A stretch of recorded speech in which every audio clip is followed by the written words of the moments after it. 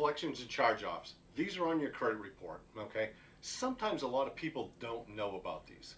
What we're going to do is talk about the collections, different types of collections, and what's a charge-off, okay, and how it reports. I'm going to do this excluding medical bills. I'm going to do medical bills on a separate one, okay? So let's first talk about collections. A lot of people move around. One of the biggest things I see is when someone is renting, maybe in South Carolina, or they're just renting on the other side of town, and they move. A lot of times your utility bills, whether it be electric bill, internet, television cable, those type of things, power bill, that stuff, when you move, you're not giving them your forwarding address.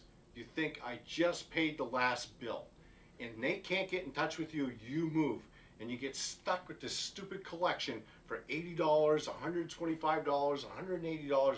It's something, it seems stupid, but you get 2 or 3 of them. And next thing you know, your credit's destroyed because they can't get in touch with you, they don't know how to contact with you, and you got 3 or 4 of these collections on, and they're little items.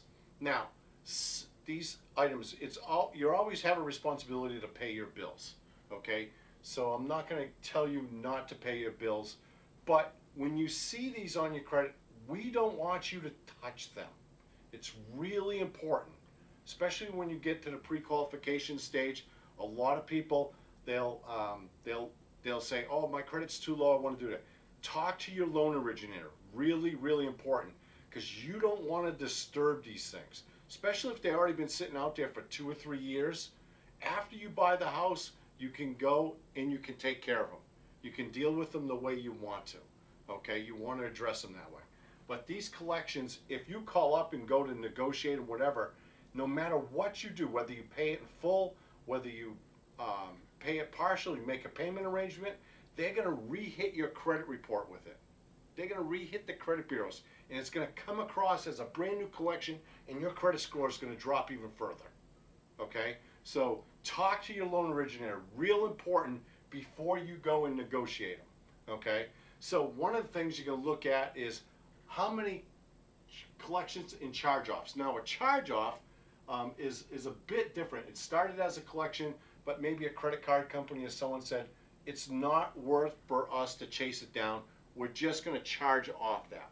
But what they do is you have an original balance, okay? Let's call the balance $800, okay? And they're going to charge it off. They're not going to show a zero balance after they charge it off. They're still going to show you owe $800, but it's going to say charged off, okay? They're not going to, when it's charged off, they're not really coming after you for that, okay? There's exceptions to that rule, so I got to say that, okay? But that difference, okay, we got to count as a lender, we got to count 5% of that towards your DTI, okay? So we want to look, and there's certain rules with certain loans, whether you can have up to $2,000 in collections of charge-offs, where it doesn't count. But if it's over, some people have $8,000 to $10,000.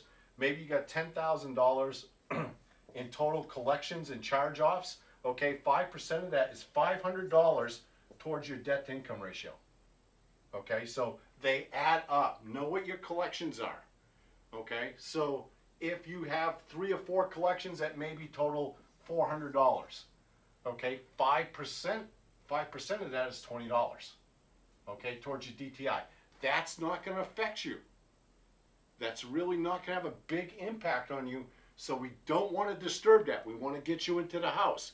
After you get into the house, you get your home, you can go back, negotiate them, get them paid off.